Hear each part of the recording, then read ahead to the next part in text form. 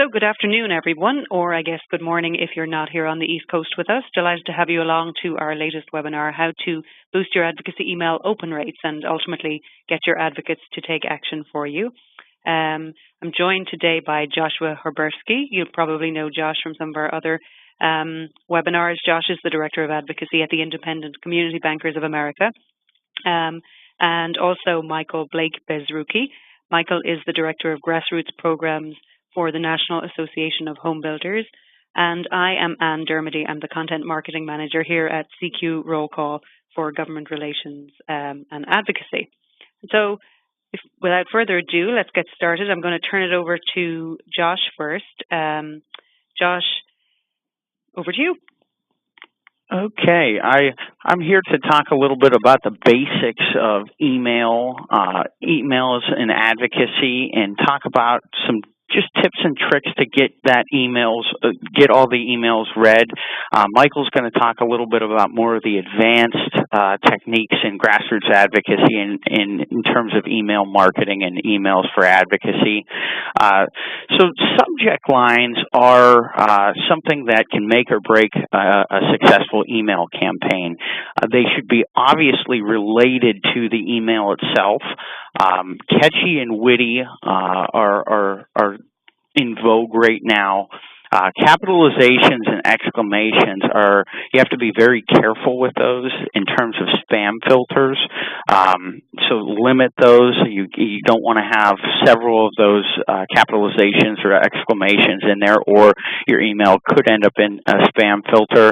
Avoid catchphrases and words like free, sweepstakes, win, money even, as those words or phrases are also commonly booted out because of spam filters. An average person receives over 120 emails a day, and obviously not all of those are going to be read. So it's critical that all of the information in your email starts strong, and that begins with the subject line in order to get those open rates up high. Obviously, be cognizant of the spam filters and those words. If you Google search, spam filter keywords, you'll see a bunch of different phrases and terms that you should avoid when it comes to subject lines and even the body of an email. Also, your subject line should be actionable. What are your advocates supposed to do? What action should they be taking eventually, or what cause or issue are they going to address if they take action after reading your email? The other critical point is to keep display in mind. Not all emails are going to be read by a standard desktop computer. Tablets, smartphones are in vogue now, and more people are reading content through these different mechanisms. So, when you're creating the content and the graphics for an email, make sure that they are optimized for the device specifically that is going to be read. I found in organizations that I've worked at that about 40% of the emails are read on a mobile or tablet device. And, this is especially useful when you're at a conference or a trade show of sorts and you send out an action alert. You have people gathered together, and most of them are on their smartphones or have their tablet with them as they're sitting at the conference. So your basic advocacy email, the copy should be very short, detailed, edgy, and also actionable. You should include an accompanying graphic, and I say an accompanying graphic outside of the header or the template itself. This should be related to the content. It should be captivating and eye-catchy so that the user wants to take action. And if they just open the email and they see that at the top, stop, they're compelled somehow. When I was working at the American Diabetes Association, we would always try to show people, kids that were affected by the disease, and show the real effects and the problems and the reasons why it is important to address diabetes, and that image would always relate to that. Include a take action button, at least one. I recommend leading with a take action button as well as having one at the end. State the issue clearly in the beginning. Why should I take action? And, the reader shouldn't have to read 3-4 paragraphs in order to find out what the cause is. Keep the introduction text very limited and focused in order to maximize the action rates. Create a sense of urgency or set a goal. It's always great to set goals that are, attainable, but realistic goals. So if you want 10,000 people to write to Congress, say that you want 10,000 people to write to Congress. And then once you reach 10,000, set a new goal. And a lot of emails now that have action alerts in them will have thermometers or will have some type of ticker that shows these goals and as people are being added. It's very inexpensive to purchase a ticker that will associate with your advocacy software or your database that sends the email action alerts, and you can have that on there in real time. People and advocates can see that their letters are being sent and they're part of this movement or this action. Include opportunities to share. Facebook, Twitter, LinkedIn, your social media. Have sample posts included below. That might not be in the actual main text of the email. You don't want to have it look like there's too much information or too much text for the user to be drawn away from it, but it doesn't hurt to have a sample post. If you really want people to share this on Facebook, include a sample post. Same holds true with an autoresponder or thank you page. You should have a sample email for people to forward to their friends. And I know CQ Roll Call and other platforms out there, they have those mechanisms already built in where you can create those autoresponders and thank you pages that have that information where people can forward to their friends and colleagues. It's also an opportunity to collaborate and work with other departments. So your email action alert, obviously that's the focus of it. You want people to write to Congress or write to their regulators. But it doesn't hurt to piggyback and work with your PAC team or your membership team in order to get the best results for the organization. So you might have in your autoresponder or your thank you page a PAC appeal or a membership appeal. That is great for when you need to go to membership or PAC and say, hey, can we include this advocacy appeal as a secondary option in your communications? It's one of those examples of playing nice in the sandbox and you really working in collaboration as a holistic organization. In any advocacy email campaign, report back on your results. Even if you don't make the mark, if you set the goal of 10,000 and you reach 6,000, report that you sent 6,000 emails to Congress. Those are important. And, as people see those results, they'll understand the value of it, so they'll continue it moving forward. Segmentation, this is becoming more and more important as I said, 120 emails a day. You really want to tailor the content and provide relevant content to the specific people so that people are not unsubscribing. It's not going into the wastebasket right away. Regional segmentation is always important. It's nice to, if you're doing a lot of activity in Oklahoma or Pennsylvania, send it to the entire state. Sometimes you get to play around a little bit if you're targeting a specific state action or you're targeting a specific congressional district. You might want to broaden the base a little bit to boost the numbers if you don't have a ton of people there. Obviously constituent voices matter more, but neighbors and relatives of people in the general vicinity to boost the numbers. That also can be compelling if they're coupled with direct constituents. Legislative districts, obviously, that's a big one if you're targeting, specific members of Congress or a committee. That segmentation is one of the most basic ones in grassroots. Also, grassroots versus grass tops. You might not want to send to your entire database every action alert. You might want to focus in on specific action alerts for your grass tops, for your CEOs, for your people that have direct contact or have a relationship with a member of Congress. And that, email campaign might be coupled with a social media campaign or a call-in campaign, or even having these grass top folks come to D.C. or meet within their member in a district office. So that type of segmentation is a little more advanced in the sense that you have to build that program. It's not just you can go and without any information. You have to be collecting that data in order to have that ability. Data is critical in any segmentation. So having a clean list, working with those other departments to make sure that the information stored from membership and the other departments is also in there. As much information as you can store in, UDF fields, that is going to help you in the long run with your segmentation efforts.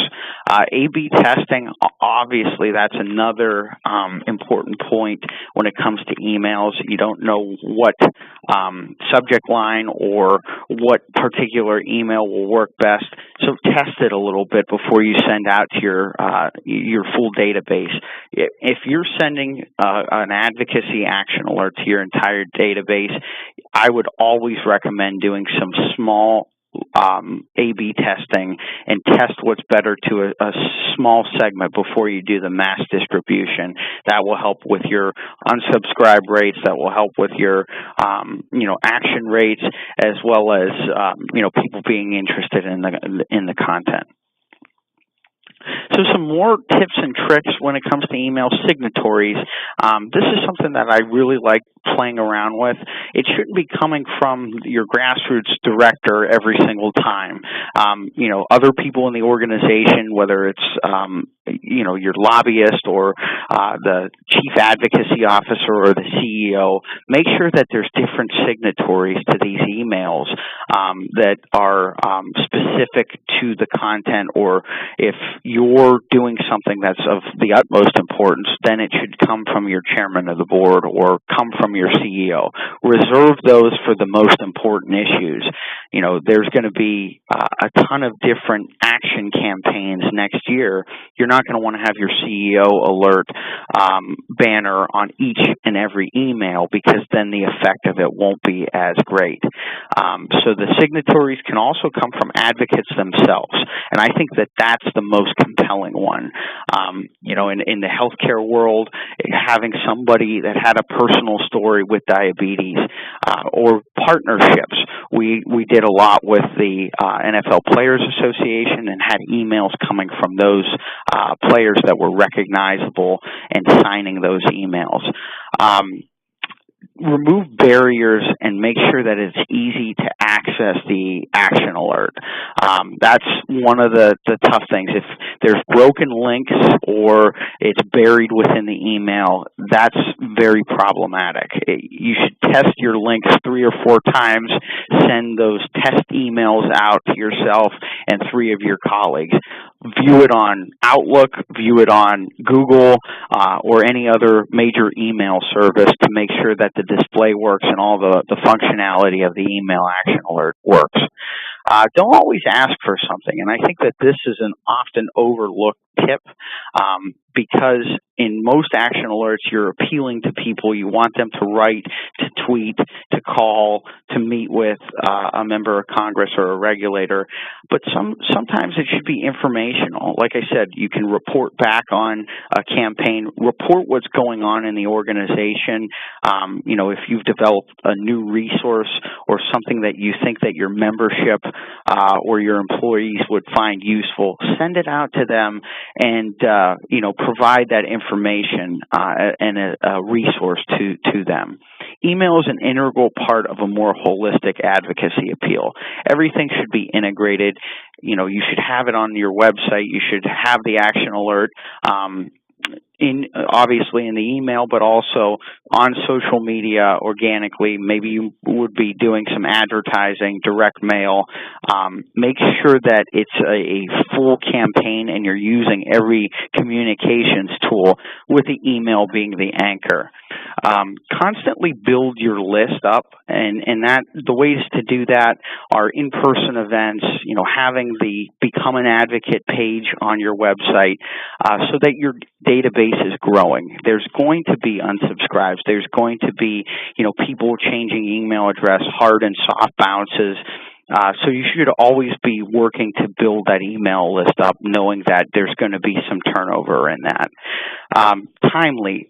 Your emails, obviously you don't want to send an email action alert on Christmas Eve or send it on a Saturday night. Make sure that you're sending it during timely periods of when stuff is going on. So if Congress is taking up a bill, send it the night before. Not a lot of times you'll have a ton of lead time, which can be difficult in making your emails timely, but as best you can plan and scope it out to see what's going on with the legislative calendar or the regulations when the public comment period is closing. And I think the most important point, don't get discouraged. Not every email is going to be successful. Not every action alert is going to be successful, and you're not going to get the rates that you want every single time. So test, and try your best with some of those things, and then what works, make sure that you employ that in the future. And then, so some additional resources, CQ connectivity, obviously Ann and company does a great job with that, and there's a lot of resources on specific email alerts and email action campaigns on there. The Advocacy Leaders Network, Campaign Workshop, Campaigns and Elections Magazine, and advocacy groups and peers. I think looking to other organizations, Michael at the NAHB is doing a lot of great work, and we have lunch all the time and talk about different, email campaigns, what they're doing, and, hopefully I'm going to steal some of Michael's ideas and use them in my day job, and he's going to do that as well. So I think that networking is critical in boosting your email action rates. I do want to make a shameless plug. Campaigns and Elections Magazine and the Grassroots Professional Network have teamed up to offer 8 new advocacy categories for the READ Awards in Las Vegas. The deadline to apply is on December 16th. So I would encourage any of our listeners in the advocacy space, if you're doing something creative, including Best Email Action Alert, submit an award and be recognized. A lot of this information will be used for future Grassroots Professional Network programming, and who knows, maybe your case study will be on a webinar one day. Thank you. Okay, great. Thanks, Josh. Some really great tips there, and particularly liked that one you had about the signatories coming from someone that people might recognize or kind of resonate with. And shameless plug, happily accepted. So thanks. Okay, let's go over to you now, Michael, and we're looking forward to hearing some of the innovative emails that NAHB has been sending. Okay, so here at NHB, as an advocacy organization, we're always looking for the most effective ways to get our message across and increase our profile and visibility in Washington, and essentially bring our issues to the top of the pile and kind of keep them there. So one of the most important ways we can do that is by making sure that we're effectively communicating with, engaging, and activating our members. Our active members are a tremendous resource, and with larger organizations, it's really important to effectively target and activate the right members.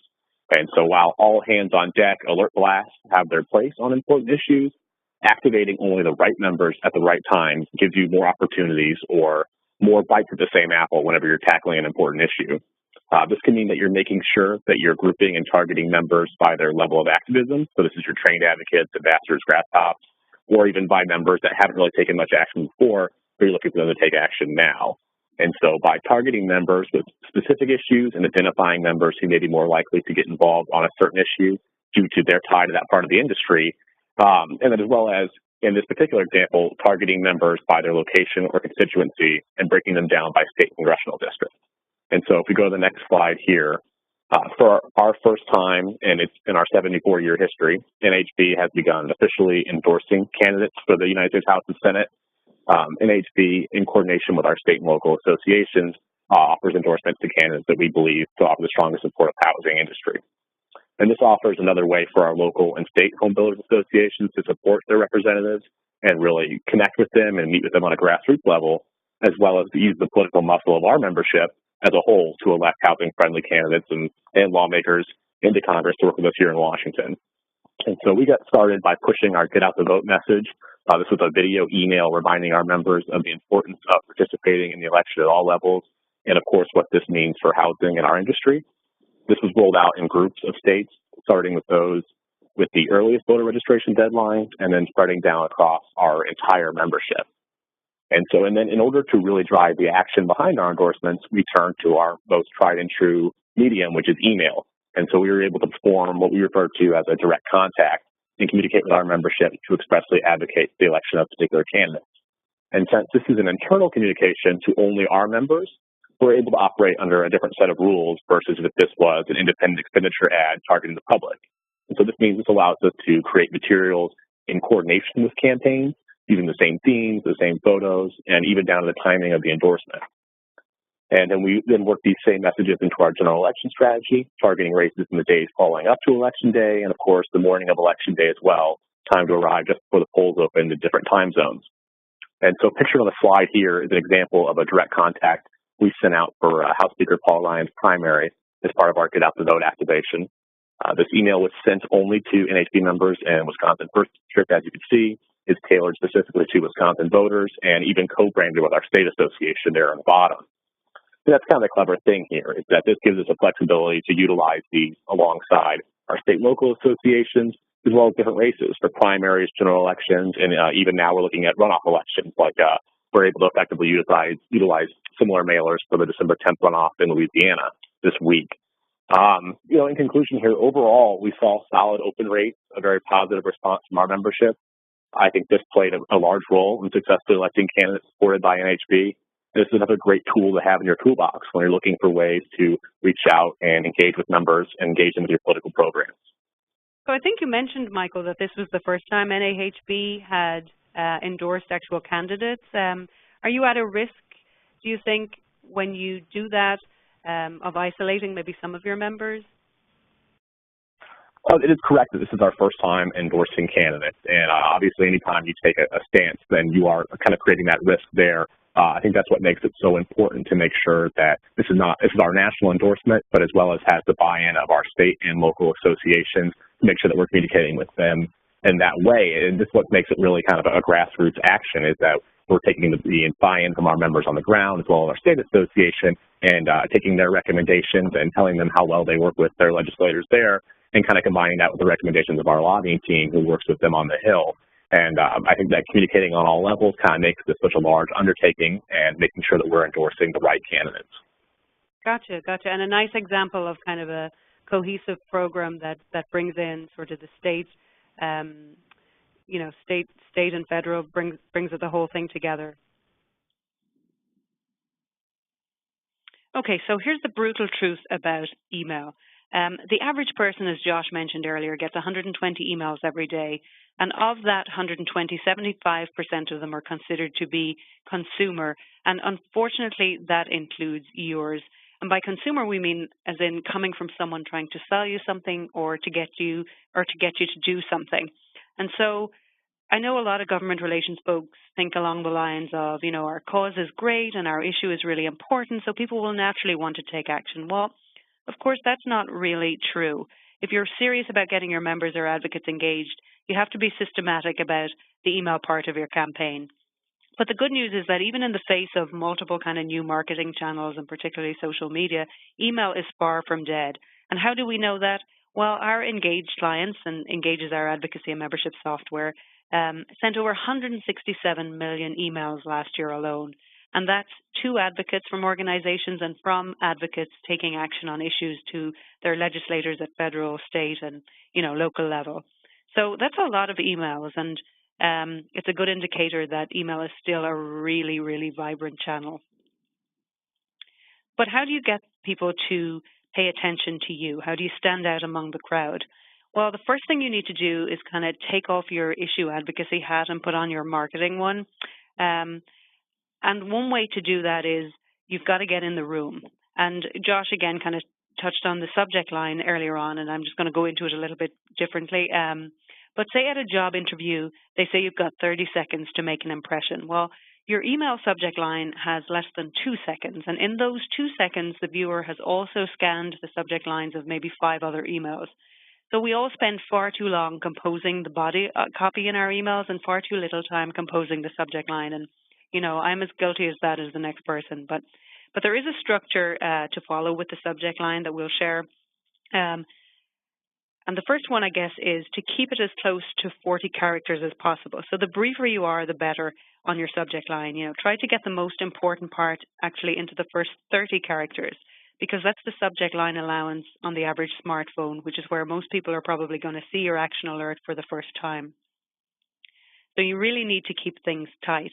The second thing to remember is to add a metric, and this could be a specific number in relation to, maybe it's the people, the animals, the production numbers, whatever it is that will be affected by the piece of legislation, or regulation or whatever it is that you're fighting. And the other thing a metric does is it gives a soundbite full of memory glue, and that's what people remember and share, and it resonates with them. So numbers are a great thing to add in there because they quantify literally a value, and they show readers exactly what can be expected if they do or they don't take action. The third thing to remember is to be painfully obvious. And again, this should be obvious, but don't skirt around telling your email recipient exactly what you want them to do. You've got to come right out and say it and say, and that can be literally something like take action, write your lawmaker, tweet your official, whatever it is.